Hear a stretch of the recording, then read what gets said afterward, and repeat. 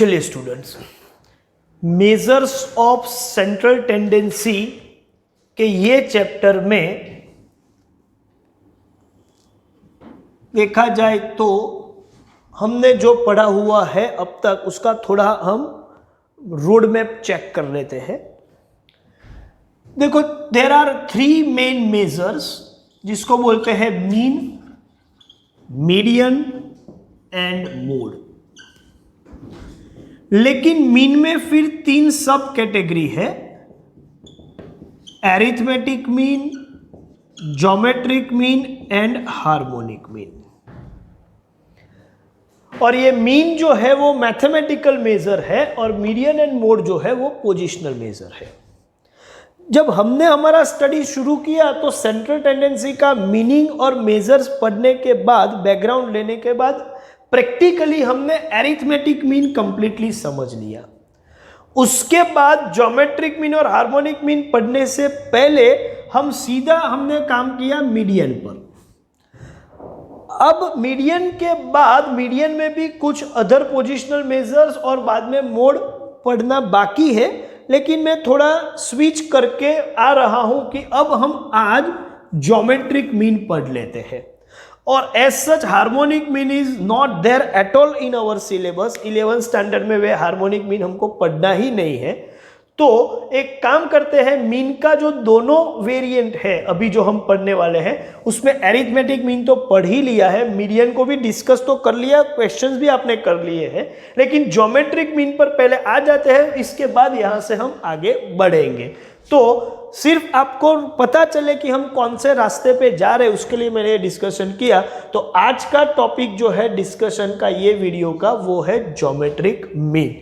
चलिए, क्या है ज्योमेट्रिक मीन और एरिथमेटिक मीन से क्या डिफरेंट है, ये सब हम ध्यान से देखते हैं ये वीडियो में, आगे बढ़ते हैं। ठीक है, ओके, समझते हैं।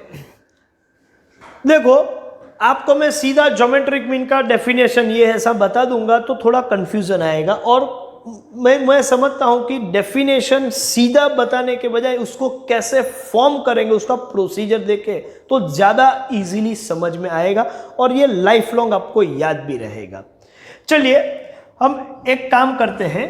सपोज हमारे पास 2 ऑब्जर्वेशन है जिसकी वैल्यूज है A and B are 2 observations. अब आपको पूछा जाए कि what is the arithmetic mean of A and B, तो आप इजीली बोलोगे कि सर ये तो A plus B divide by 2 कर देंगे तो एरिथमेटिक मीन मिल जाएगा। मान के चलो कि 3 ऑब्जर्वेशन है A B C और बोले कि फाइंड एरिथमेटिक मीन, तो आप क्या बोलोगे, क्या है एरिथमेटिक मीन? तो आप बोलोगे sir A plus B plus C divide by 3, ये एरिथमेटिक मीन मिल गया। अब मैं फॉर्मेट चेंज करता हूं और हमें एरिथमेटिक मीन नहीं, हमें ज्योमेट्रिक मीन चाहिए। तो कैसे काम होता है मैं आपको बताऊं। जैसे एरिथमेटिक मीन में ये 2 ऑब्जर्वेशन है, उनका समेशन किया और इसको डिवाइड बाय 2 कर दिया। तो एरिथमेटिक मीन में ऑब्जर्वेशन को हम ऐड करते हैं। तो इसका यह मतलब है कि हमने एडिटिव मॉडल फॉलो किया हुआ है, इसको मैं बोलूंगा एडिटिव मॉडल। लेकिन जब मैं ज्योमेट्रिक मीन निकालूंगा तो मैं ऑब्जर्वेशन को ऐड नहीं करूंगा, हाँ कंबाइन तो करूंगा लेकिन ऐड नहीं करूंगा, उसके बजाय मैं मल्टीप्लाई करूंगा। मतलब A प्लस B नहीं, मैं करूंगा A इंटू B। और यहां जब मैंने 2 ऑब्जर्वेशन ऐड किए थे तो मैं 2 से डिवाइड कर रहा हूं, लेकिन यहां 2 ऑब्जर्वेशन मैंने मल्टीप्लाई किए हैं, तो लेवल पे लाने के लिए मैं उनका स्क्वायर रूट करूंगा। देखो, यहां ऐड किए हैं तो मैंने 2 से डिवाइड किया, लेकिन यहां मल्टीप्लाई किया है तो उसका रूट कर दिया, तो वो डाउन आके लेवल पे आ जाएगा। अच्छा, तो ये एडिटिव मॉडल है तो ये बन जाएगा मल्टीप्लिकेटिव मॉडल। तो मीन के 2 मॉडल हम पढ़ रहे हैं, तीसरा मॉडल तो पढ़ना ही नहीं है हार्मोनिक मीन। एक मॉडल है एडिटिव मॉडल जिसको हम बोलते हैं एरिथमेटिक मीन, और दूसरा मल्टीप्लिकेटिव मॉडल जिसको हम बोलेंगे ज्योमेट्री। अच्छा सर 3 ऑब्जर्वेशन है तो simply a into B into C और फिर उसका क्यूब रूट करेंगे। 4 ऑब्जर्वेशन होता तो जैसे यहां डिवाइड बाय 4 करते थे तो यहां 4th रूट निकालेंगे, तो n ऑब्जर्वेशन हो तो nth रूट निकालेंगे। सपोज हमारे पास x1 x2 x3 ऐसे n ऑब्जर्वेशन है तो ये सभी का मल्टीप्लिकेशन करने के बाद हम nth रूट निकालेंगे तो वो आपका ज्योमेट्रिक मीन हो जाएगा। तो ज्योमेट्रिक मीन का डेफिनेशन अब आपको समझ में आ जाएगा क्या है। तो मैं ऐसा बोल सकता हूं कि geometric mean is defined as nth root of, ये जो पूरा मल्टीप्लिकेशन है उसको क्या बोलते हैं, उसको हम बोलते हैं प्रोडक्ट, उसको प्रोडक्ट बोलते हैं। तो nth root of product of n observation, तो ये डेफिनेशन बन गया। मैं यहां पर लिख भी देता हूं कि geometric mean is defined as the nth root of product of n observations।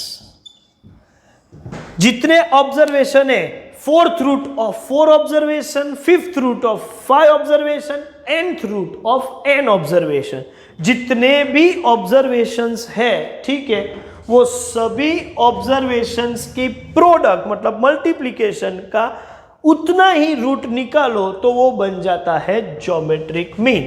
Suppose अब ऐसा लिखे कि let x1 x2 x3 dash dash dash up to xn be n values of observations, then their geometric mean is denoted by G and it is given by G equals to nth root of x1 into x2 into x3 up to xn। तो ये हमारा geometric mean का पूरा discussion, meaning और उसको mathematical sense में भी explain किया। 1 मार्क में पूछे तो ये दोनों में से कुछ भी आप लिख सकते हो, लेकिन 2 मार्क में पूछे तो टेक्सचुअल फॉर्म में और मैथमेटिकल फॉर्म में दोनों डिस्कस करने पड़ेंगे। तो कुछ नई चीज नहीं है, हमने ये काम पहले भी किया हुआ है, लेकिन सिर्फ इससे काम नहीं चलेगा। ज्योमेट्रिक मीन के लिए और भी कुछ डिस्कशन है जो मैं कंटिन्यूटी में कर रहा हूं। इसके साथ साथ मैं कुछ नोट लिख रहा हूं। फर्स्ट नोट, हमने देख लिया कि ज्योमेट्रिक मीन और एरिथमेटिक मीन का डिफरेंस देखा जाए तो एरिथमेटिक मीन में हम सभी ऑब्जर्वेशन को ऐड करते थे, फिर नंबर ऑफ ऑब्जर्वेशन से डिवाइड करते थे, मतलब वो एडिटिव मॉडल था। लेकिन ज्योमेट्रिक मीन क्या है, मल्टीप्लिकेटिव मॉडल है। तो पहले ही मैं लिख देता हूं कि geometric mean is multiplicative model of mean. Okay, अब स्टूडेंट पूछेंगे कि सर ये दो मॉडल बनाने की जरूरत क्या है, एडिटिव मॉडल तो था ही ना, उससे भी हम एवरेज तो निकालते थे, तो ये ज्योमेट्रिक मीन की जरूरत क्या है? बराबर है, ज्योमेट्रिक मीन की जरूरत है। कैसे जरूरत है मैं बताऊं। कई ऐसी सिचुएशन होती है जहां एरिथमेटिक मीन परफेक्ट रिजल्ट देने में फेल हो गया। क्यों फेल हुआ, कैसे हुआ, मैं समझाता हूं। सपोज आपको rate of growth, average rate of growth क्या है? देखो, एरिथमेटिक मीन आपको एवरेज तो देता है लेकिन ग्रोथ का एवरेज नहीं दे सकता, या डिक्लाइन का एवरेज नहीं दे सकता। जैसे कि कोरोना के पेशेंट्स बढ़ रहे हैं, तो जो पेशेंट्स का नंबर बढ़ रहा है वो एरिथमेटिक मीन एवरेज से नहीं, क्योंकि वो बढ़ने का क्या रेट है, एवरेजली कितने लोग पेशेंट है वो अलग बात है, लेकिन यहां से लेके वहां तक जो नंबर बढ़ रहे हैं, मतलब पिछले पीरियड से कल से लेके आज तक जो इंक्रीमेंट हुआ है, फिर कल से लेके परसों तक का इंक्रीमेंट, मतलब डे 1 से डे 2 में कितना इंक्रीज हुआ, डे 2 से डे 3 में कितना इंक्रीज हुआ, ये इंक्रीमेंट का रेट क्या है, इंक्रीमेंट का रेट, वो एवरेज जो मुझे निकालनी है वो अरिथमेटिक मीन नहीं दे पाएगा, उसके लिए कंपल्सरीली आपको ज्योमेट्रिक मीन से ही काम करना पड़ेगा। जैसे कि मैं आपको बताऊं दूसरी चीज, सपोज आप ऐसा बोलो कि आप पैसे इन्वेस्ट करते हो, ठीक है, तो उस पर आपको इंटरेस्ट मिलता है। ये इंटरेस्ट भी दो तरीके का होता है, simple interest and compound interest. जो कंपाउंड इंटरेस्ट होता है वो सिंपल इंटरेस्ट से कितना चेंज होता है कि सिंपल इंटरेस्ट में सिर्फ और सिर्फ आपको प्रिंसिपल अमाउंट पर ही इंटरेस्ट मिलता है, लेकिन कंपाउंड इंटरेस्ट जो होता है उसमें क्या होता है, प्रिंसिपल अमाउंट, फिर 1 साल का इंटरेस्ट जो बढ़ा वो इंटरेस्ट भी उसमें एक्यूमुलेट हो जाएगा, फिर इंटरेस्ट और प्रिंसिपल अमाउंट दोनों मिला के आप उस पर इंटरेस्ट काउंट करते हो। जैसे कि 100 रुपीज प्रिंसिपल है, 10% आपका रेट ऑफ इंटरेस्ट है, तो 1 साल के बाद 10 रुपया इंटरेस्ट मिलेगा, तो क्यूमुलेटेड फिगर 110 हो जाएगी। अब जब नेक्स्ट टाइम जब मैं इंटरेस्ट कैलकुलेट करूंगा तो 110 का 10% लेके मैं कैलकुलेट करूंगा और ये 121 बनेगा। ये काम सिंपल इंटरेस्ट में नहीं होता। सिंपल इंटरेस्ट में हमेशा हर साल एवरी ईयर 100 का 10% मिलेगा। इसका मतलब कि इंटरेस्ट अमाउंट क्यूमुलेट नहीं हो रही है। सपोज इंटरेस्ट अमाउंट क्यूमुलेट हो रही है, ठीक है, इसका मतलब ग्रॉन वैल्यू, ये 10 जो ग्रो हो चुका है वो ग्रो होने के बाद ये ग्रॉन वैल्यू भी नेक्स्ट ग्रोथ के लिए रिस्पॉन्सिबल है। नेक्स्ट ग्रोथ जो है वो 11 का हुआ, उसमें 100 का 10% भी है 10 रुपया, और बाकी के ये 10 का भी 10% 1 रुपया है, ये मिला के 11 हुआ है। मतलब जब आपका ग्रोथ सिर्फ और सिर्फ बेस वैल्यू के हिसाब से नहीं बढ़ रहा है, लेकिन ग्रॉन वैल्यू भी नेक्स्ट ग्रोथ के लिए रिस्पॉन्सिबल है, ठीक है। जैसे कि पॉपुलेशन का ग्रोथ, पॉपुलेशन में सिर्फ बेस पीपल जो है वही ग्रो नहीं हो रहे, ठीक है, उनके बाद जो नया जनरेशन आया है वो नया जनरेशन भी नेक्स्ट ग्रोथ के लिए रिस्पॉन्सिबल होता है। मतलब ग्रॉन वैल्यू भी नेक्स्ट ग्रोथ के रिस्पॉन्सिबल है, जिसका क्यूमुलेटिव इफेक्ट आ रहा है। आप उसको बोलते हो कंपाउंडिंग इंपैक्ट आ रहा है, जैसे इंटरेस्ट में कंपाउंडिंग इंपैक्ट आता है। तो ऐसे सिचुएशन में average growth rate of population क्या है, या average rate of increment of investment क्या है, जहां पर कंपाउंडिंग पैटर्न से इंटरेस्ट काउंट होता है, ऐसी जगह पर आप सिंपल इंटरेस्ट से काम नहीं होता, सॉरी अरिथमेटिक मीन का एवरेज काम नहीं करेगा। उस वक्त आपको क्या करना पड़ेगा, ज्योमेट्रिक मीन का एवरेज लेना पड़ेगा। दैट मीन्स ज्योमेट्रिक मीन कहां यूज होगा, तो आप बोलोगे कि कंपाउंडिंग ग्रोथ या डिक्लाइन के लिए ये यूज होगा। हाँ, ऐसा नहीं कि सिर्फ ग्रोथ के लिए है। आप सपोज पॉपुलेशन ग्रो होने के बजाय कम भी हो रहा है, ठीक है, लोग बिल्कुल खत्म हो रहे हैं, बहुत जल्दी खत्म हो रहे हैं, तो जो खत्म हो गए हैं वो नेक्स्ट ग्रो भी नहीं करेंगे, क्योंकि वो डिक्रीमेंट के लिए वो रिस्पॉन्सिबल है। क्योंकि जो पॉसिबली जो ग्रो कर सकता था, नेक्स्ट ग्रोथ के लिए रिस्पॉन्सिबल हो सकता था, वही नहीं रहा, तो वो नेक्स्ट डिक्लाइन के लिए रिस्पॉन्सिबल बन गया।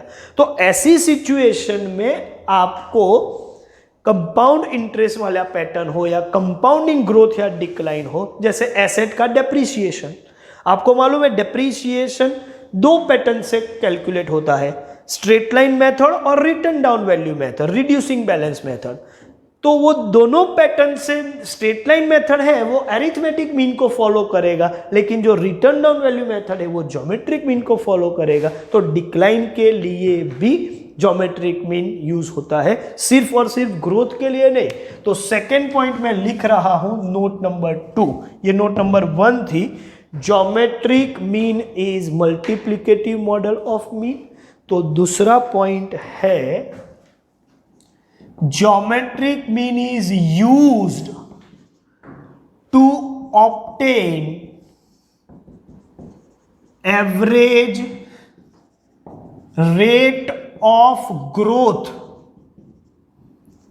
और decline of compounding nature.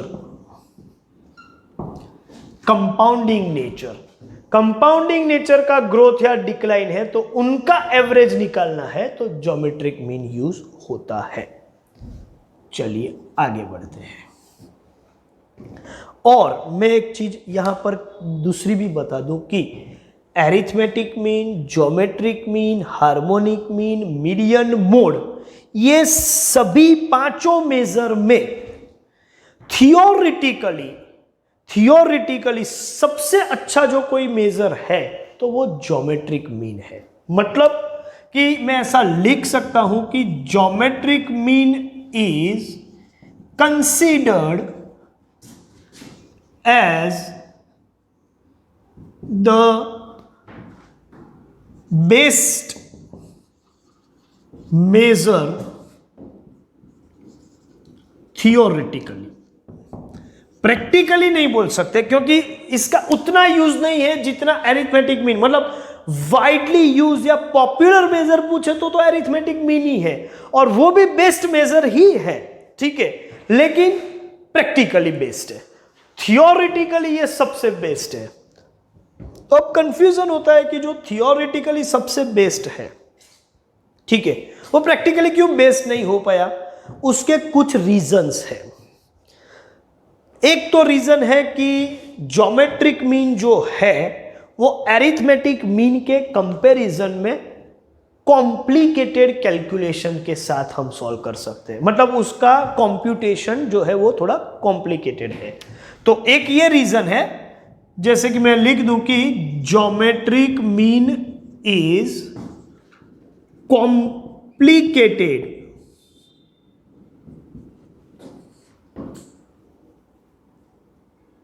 compared to arithmetic mean।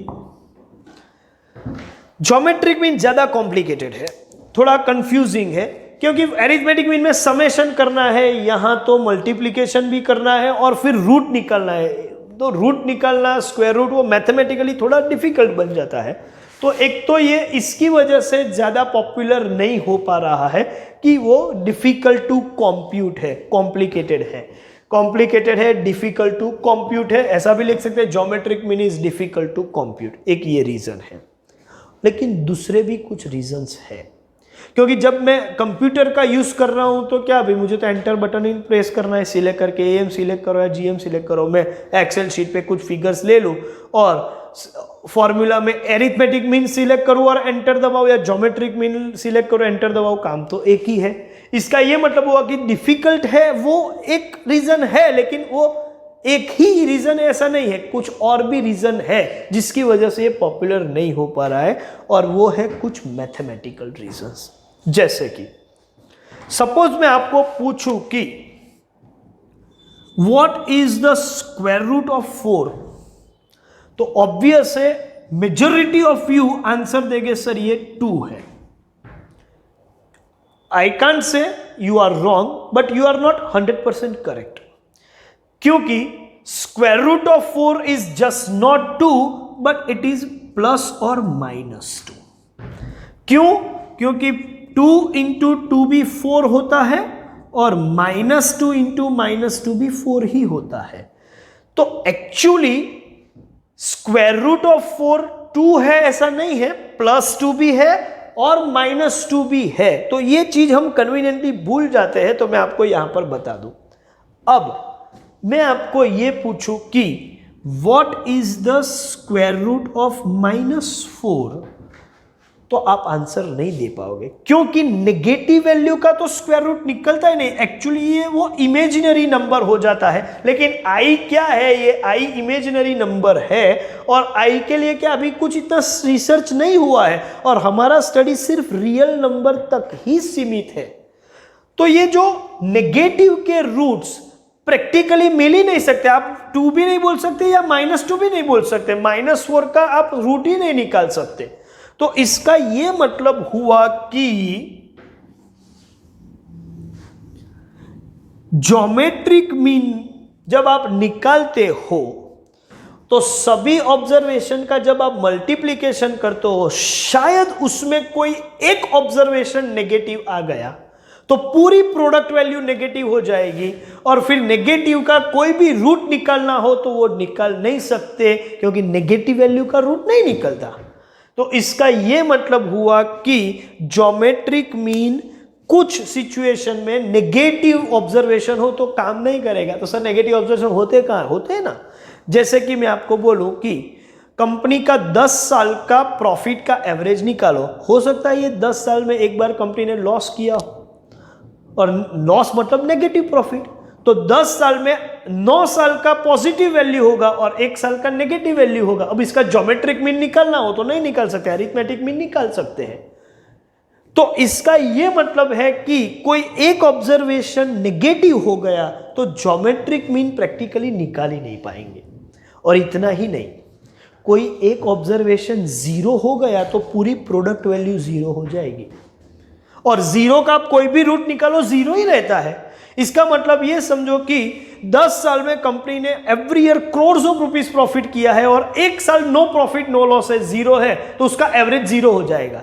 लेकिन ऐसा नहीं होता, क्योंकि 10 साल में एक वैल्यू 0 होने से पूरी एवरेज गलत नहीं हो जाती, 0 नहीं हो सकती। इसका मतलब ऐसी सिचुएशन में ज्योमेट्रिक मीन परफेक्ट मॉडल ही नहीं है काम करने के लिए। तो मैं ऐसा बोल सकता हूं कि geometric mean can not be obtained, ये उसका बेसिक लिमिटेशन भी है, आप मान के चलो, if any of the observations is 0 और नेगेटिव। तो ये ऐसी सिचुएशन के साथ ज्योमेट्रिक मीन डील ही नहीं करता है, तो वो पॉपुलर होने का सवाल ही नहीं है, क्योंकि रियल प्रॉब्लम्स में कभी कभी 0 भी होगा ऑब्जर्वेशन और नेगेटिव भी होगा, उस वक्त ज्योमेट्रिक मीन सुटेबल मेजर ही नहीं है। हाँ, मैथमेटिकली प्रॉपर है, ग्रोथ और डिक्लाइन के लिए ज्योमेट्रिक मीन ही यूज होता है। देखो, प्राइस राइज का जो मेजरमेंट है उसको बोलते हैं इंडेक्स नंबर, आप लोगों ने अभी पढ़ा नहीं है, लेकिन वो 12th का फर्स्ट चैप्टर ही है इंडेक्स नंबर। उसमें भी इंडेक्स नंबर का मेजरमेंट भी ज्योमेट्रिक मीन से होता है, क्योंकि वहां आप कंपैरिजन करते हो कि इंक्रीमेंट या डिक्रीमेंट, राइज और डिक्रीमेंट का ही एवरेज निकालना है। तो ऐसी सिचुएशन में हम ज्योमेट्रिक मीन का यूज करते हैं, अदरवाइज हम अरिथमेटिक मीन से ही काम करते हैं। तो ये हुआ ज्योमेट्रिक मीन का पूरा डिस्कशन। इसके साथ साथ इसके प्रैक्टिकल एग्जाम्पल सॉल्व करने के लिए आपको मैं कैलकुलेटर की ट्रिक देने वाला हूं कि किस तरीके से रूट या 8th या रूट या 16th रूट भी निकालना हो, ठीक है, स्क्वायर रूट, 4th रूट, ये सब कैसे निकाले जाते हैं। तो उसकी एक टेक्निक भी है, वो सब हम नेक्स्ट लेक्चर में डिस्कस करेंगे। आप एक काम कीजिएगा, ये पूरा जो डिस्कशन यहाँ पर बोर्ड पे एज ए नोट और मीनिंग में लिखा हुआ है वो आपके नोटबुक में लिख लीजिएगा। इससे लिए आपको ज़रूरत हो तो एक बार इसका स्क्रीनशॉट भी ले लो। मैं यहाँ से थोड़ा स्क्रीन से बाहर जा रहा हूँ, so you take this screenshot, ठीक है, और अपनी नोटबुक में लिख लीजिएगा। ओके, चलिए तो हम यहाँ अपना सेशन ख़त्म करते हैं। Thank you very much.